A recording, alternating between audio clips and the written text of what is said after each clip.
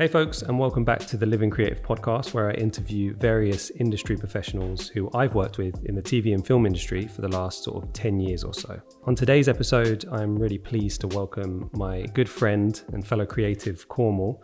Komal is a London-based content creator. She has worked with some huge brands over the years. Aside from just producing, she has an eye for storytelling and specifically writing long-form fiction, which is inspired by mythology and theatre.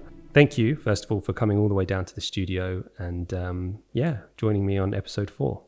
Thank you so much for having me. I'm excited for this chat that we're going to have. How did you get into this industry? Did you always plan to kind of get into film, TV and production? Or is that something you kind of just slowly moved into? Well, I always loved reading when I was a kid, really into like fantasy storytelling and I loved all of that stuff because I already was into mythology and it felt like a nice kind of extension of that interest. And as I'm reading these books, they're so vivid, they're so amazing, they're so fantastical.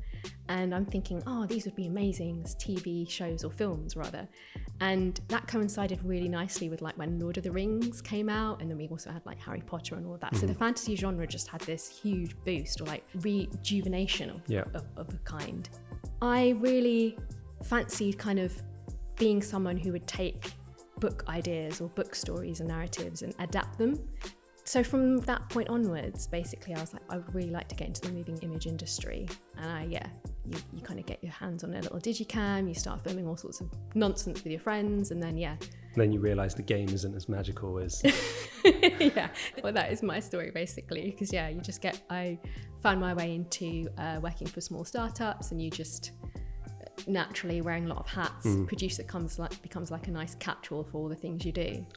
I mentioned there in the bio that you are a producer and you do directing work, but you also do a lot of long-form writing, book writing, right? Did you find that you had to keep those two things separate? For me, it's like I actually like to kind of keep like things like this separate. If I was being paid for it, I'd have too much pressure on me and it might take the love and the passion away. There is something lost in that becoming like your professional route. Yeah. And I can't complain in many ways because I get to do that in my free time, sort of long form fiction. And absolutely there's no other kind of external pressures other than my straight enjoyment. And there is the desire to want to kind of push that, maybe get work published. But as I'm doing it month by month, year by year, day to day, I can just focus on it just being for me. Yeah. You're conditioned to want that, feel like that recognition needs to come because it'll give you that credibility, right? And until your peers in the industry recognize that, what are you? You're just a hack, or you're just someone who dabbles. Yeah. But 100%, it's probably a really good idea to draw that line in the sand actually and make that boundary, because you do need to protect your creative space in that way. Is there a specific moment that you remember where you just went, I want to do this for a living, or I want to do this, forever? I don't know if you saw the one with me and Joe, but we were filmmakers before we realized we were filmmakers. Now, looking back, we can say, oh yeah, of course we were filmmakers. That's what we were. Was there ever a moment like that? I loved it so early on, just writing a whole bunch of nonsense when you're a kid until you realize actually you might be writing stories here. And then I was like, okay, this is me. This is what I'll do. It was like a given that I'd write now for the rest of my life, I guess. So it was never like a formal decision of like writing is going to be my job, vocation, whatever. It was just, I would do this. Yeah. And then, as I got a little bit older and into my teenage years, there was that feeling, just like you said there really, that after finishing books and things, and because of the hold they have on you, I was like, I want to make other people feel that way. I want to be able to create a story that really is like wow for people when they finish reading it.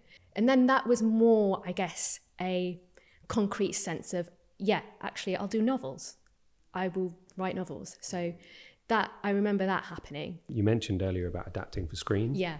That's script writing, right? Yeah. For film, which is different to novels. I know this is whatever writing 101, but like somewhere along the line you need to learn that difference. Yeah. Screenwriting is fun in its own different kind of way. I still feel like I haven't quite grappled with the form. The form is so different from novel writing. I think, it can feel really fun when you really get into it. I learned the standard structure of script writing, scene number, exterior, whatever. And as I got older and reading so many other people's scripts, I realized how flexible you can be with scripts. If you ever read the like Stranger Things pilot script, for example, it's just like one of the best scripts because it's just like, it's written in a way just like your mate talking to you.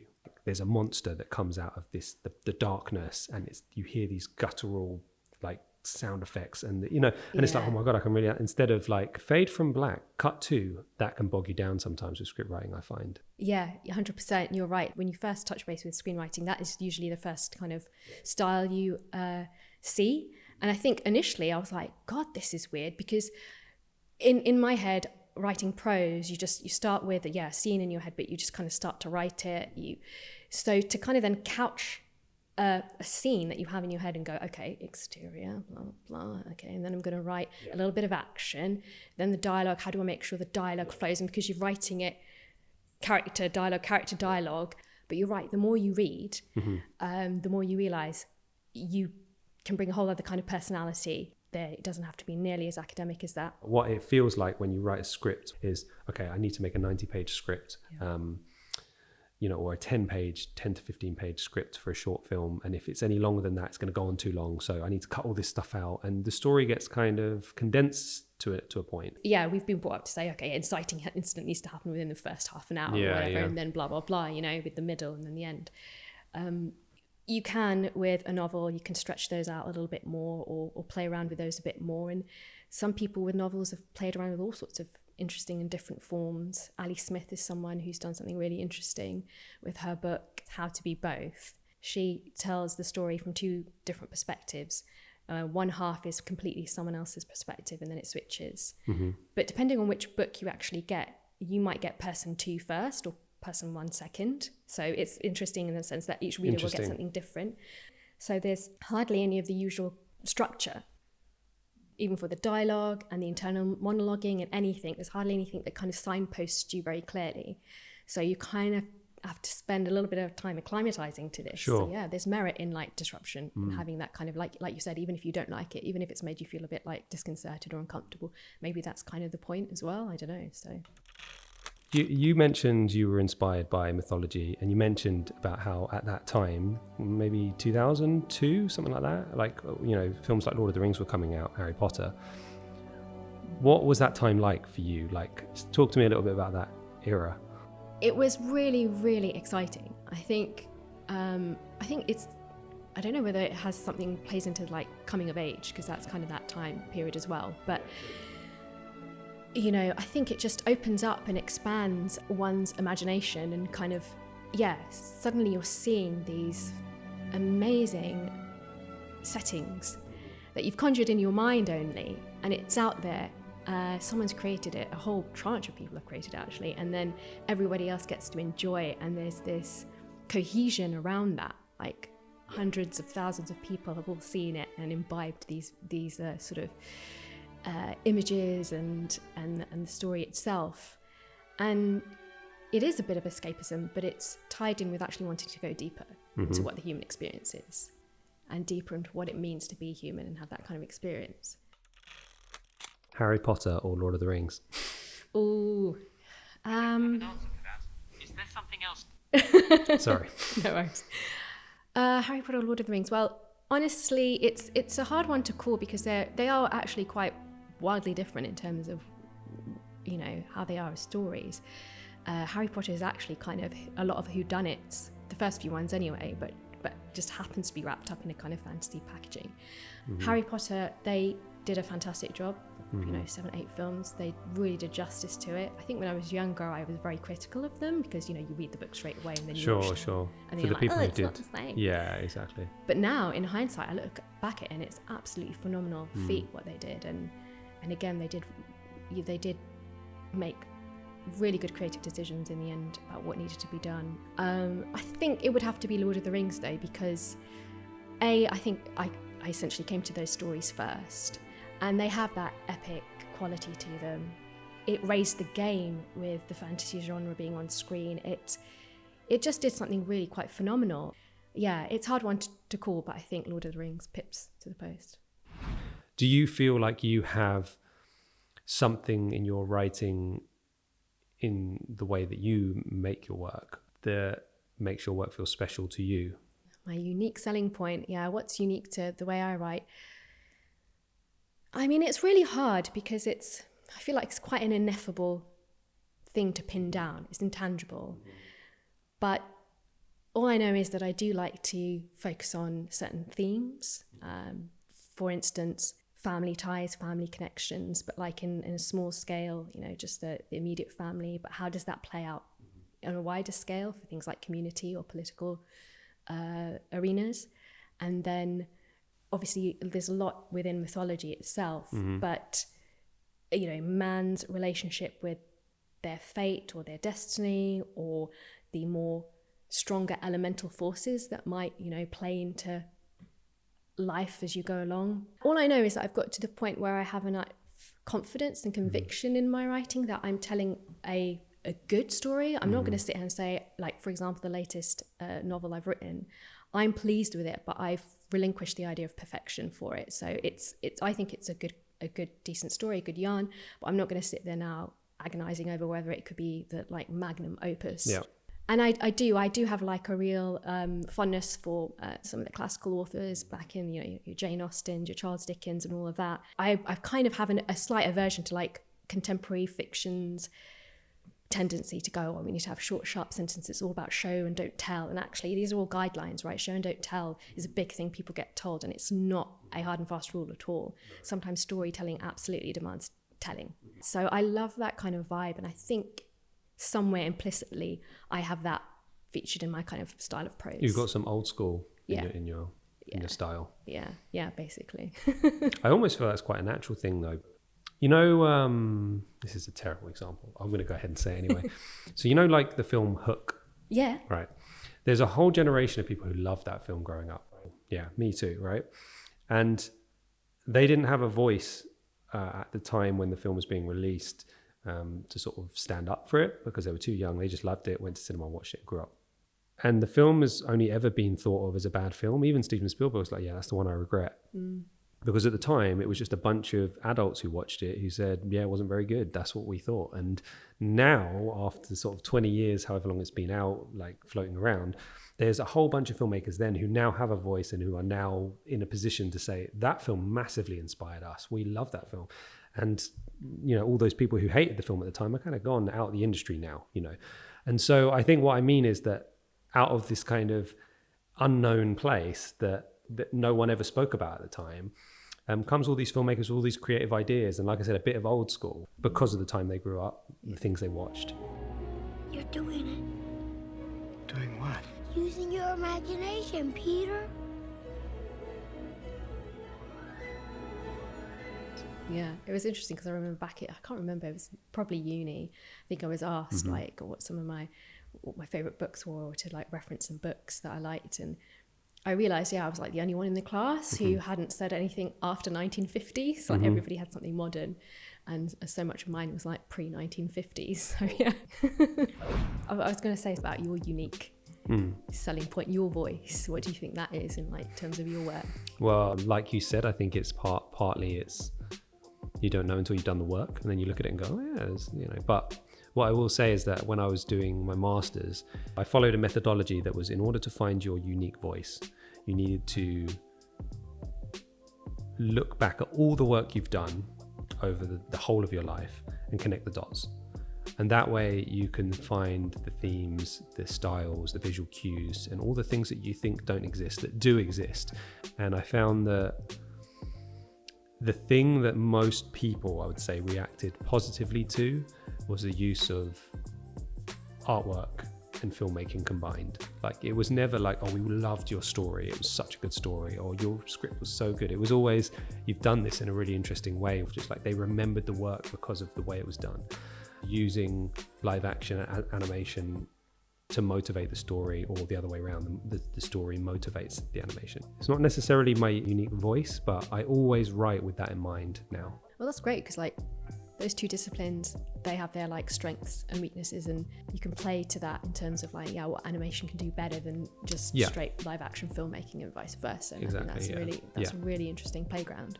I love the idea of doing an oil painted horror film, because I always see horror in a way that's not done live action. I never really view horror, like some of the best horror films I've seen were ones that were done so long ago, like The Fly and Hellraiser. And they were done in a way that they had this gauze of like, it was very dark. It was done on film and then converted to VHS. And if you ever watch the VHS version of The Fly, it's like this. It's hard to see what's going on, but it's so imaginative. And I feel like one of the things that really inspired me was using my imagination while watching those things. And I'd go to bed and be like, oh my God, there was a full-blown anthropomorphic fly walking around the walls, or, you know, whatever. And so I felt like whenever I had like nightmares or dreams or visions, they were never like actors in a room talking about a thing. Much like you, I prefer that kind of being in that kind of magical fantasy zone. Yeah.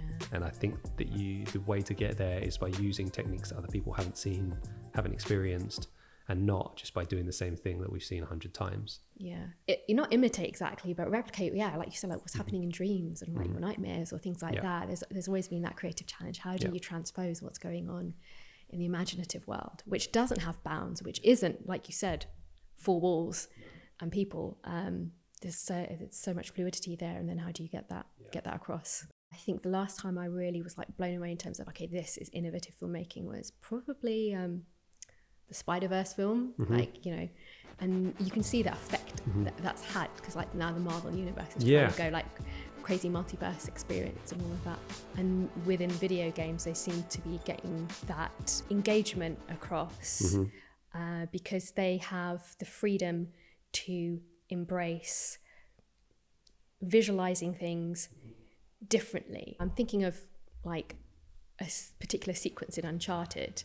I think this is the third game in the Uncharted series, and it's a desert sequence, and he's like hallucinating, and there's this really cool sequence where it's going in and out of focus, it's really blurry, so it replicates what the main character is feeling, but there's a bit of gameplay in between as well, so it's not just like a sit back experience, passive experience. You're actually fully engaged and immersed, and so built on animation, inspired by film techniques, but doing its own thing as well. Yeah.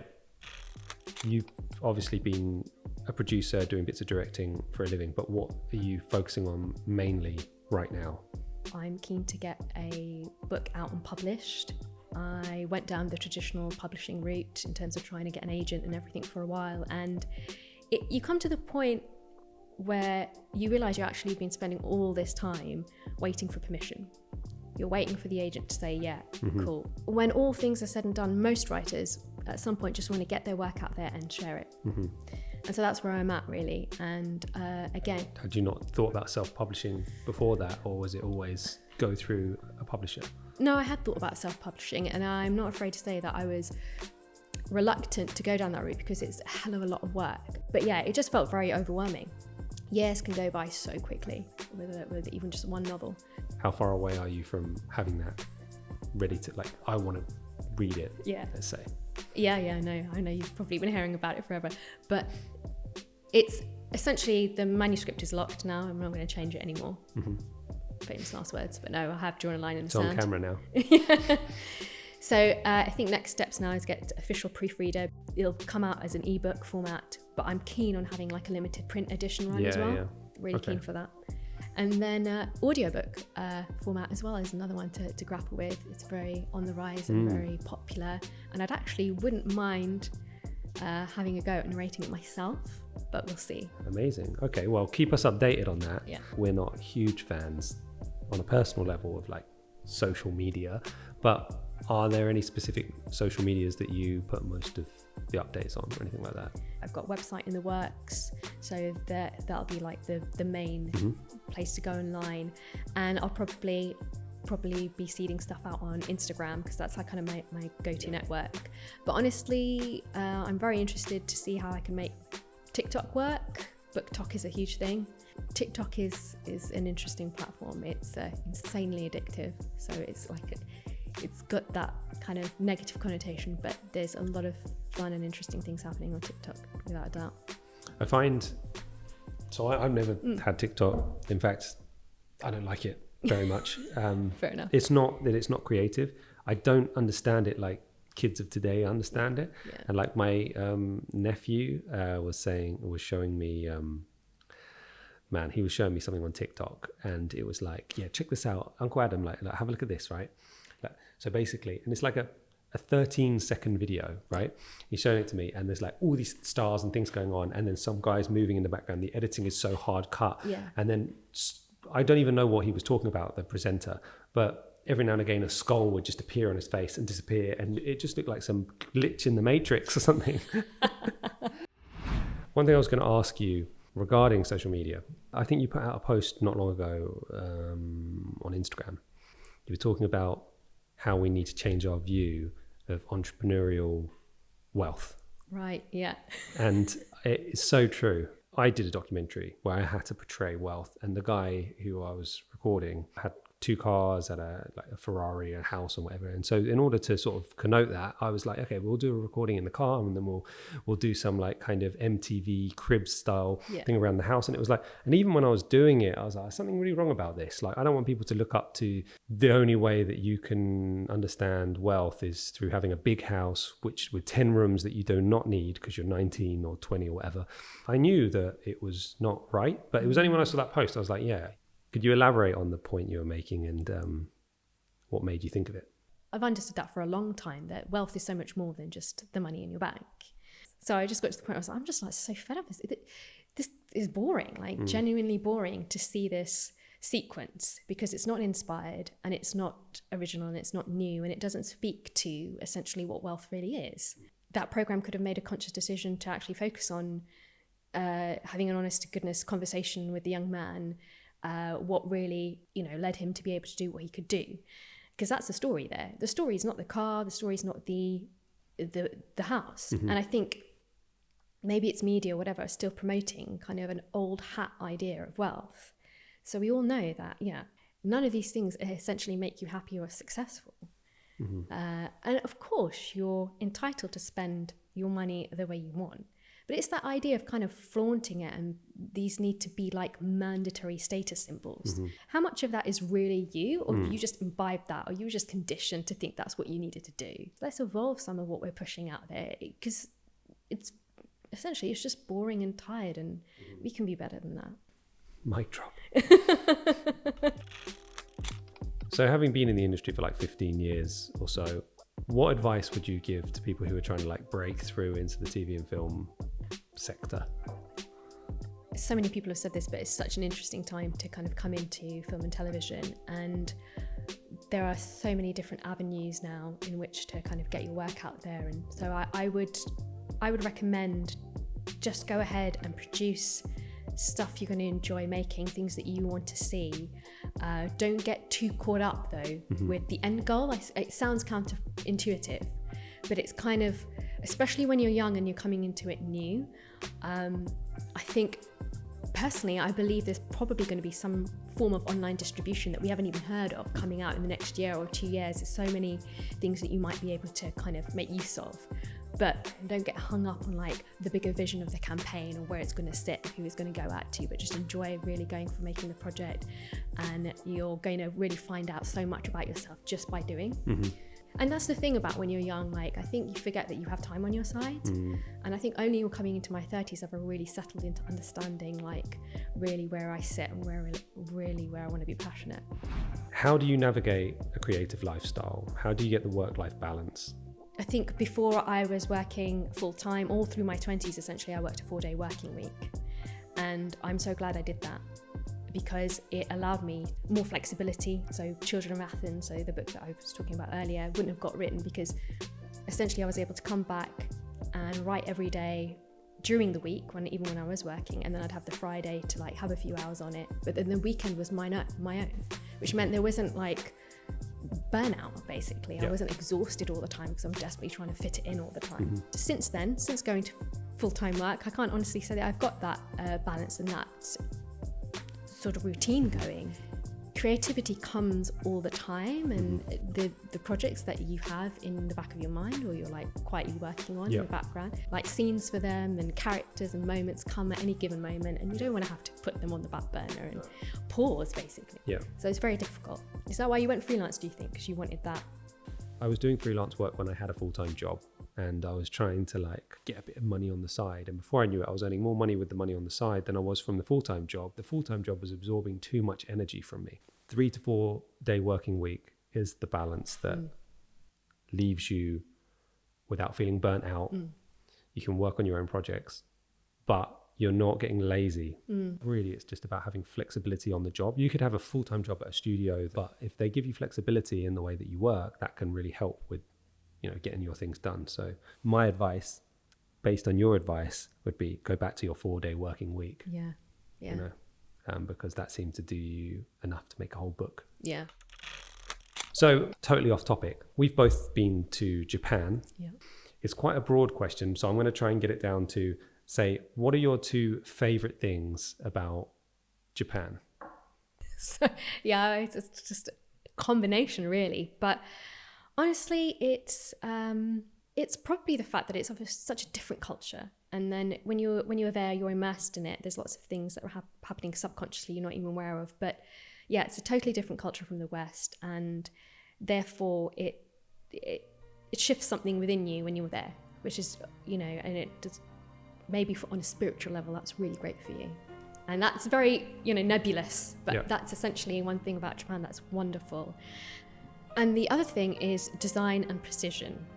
They just give everything so much thought. They put so much attention to the design, and it's honestly quite breathtaking. There's such an art to it, and there's like some kind of deeper philosophy that's just within them that drives them to do that. And I just think that's remarkable, because you can, at any given corner, there's something, whether it's tiny or on a larger scale, everything looks like wonderful. People, if they've not grown up with really knowing what that means in terms of Japanese culture, it's really hard to describe. Like, you have an idea of it if you grew up watching even just anime or Japanese TV shows and stuff, because you know that there's things, playful things, like in shows, and you're like, what's that about? Why is there always like loads of tiny little miniature toys or whatever? And you just don't really get it. And then when you go there, you're like, okay, just things here that are just not even really given much thought are huge there. Did you go to the Ghibli Museum at all? Yes. Did yes, you? yes, we did. I didn't get to go to that. Yeah, that was good fun. It was really lovely. And then they screen like a never before seen film, like just a short, and it was amazing. I just remember though, there was this quite frightening scene in there, and this little toddler girl in the front row just screamed her head off because she was like terrified. Really? Yeah. And I did think, if I was that little, I'd probably be like, what? But no, it was like good. An animated film. Yeah, animated. But it's got that weird sort of surreal grotesqueness that sometimes comes into like Ghibli works, and then Wow. if you're not prepared. All right. Well, maybe the next time we do one of these, we both would have been back to Japan, and we both would have finished projects that we've been talking about in this podcast. Let's see. Yeah. Thank you for coming down to the studio. It's been a pleasure talking to you. I haven't touched at all on book writing. I haven't really talked about writing in general with any of the other guests. So it's been quite refreshing, and appreciate it. Well, I appreciate being asked so that I could come down and, have this chat with you. It's been really, really cool. I mean, I think you say this before, but it's essentially like having like a usual chat that you and I would have anyway. Yeah. But it's nice to be a part of this series. So This podcast was definitely an excuse to catch up with friends. So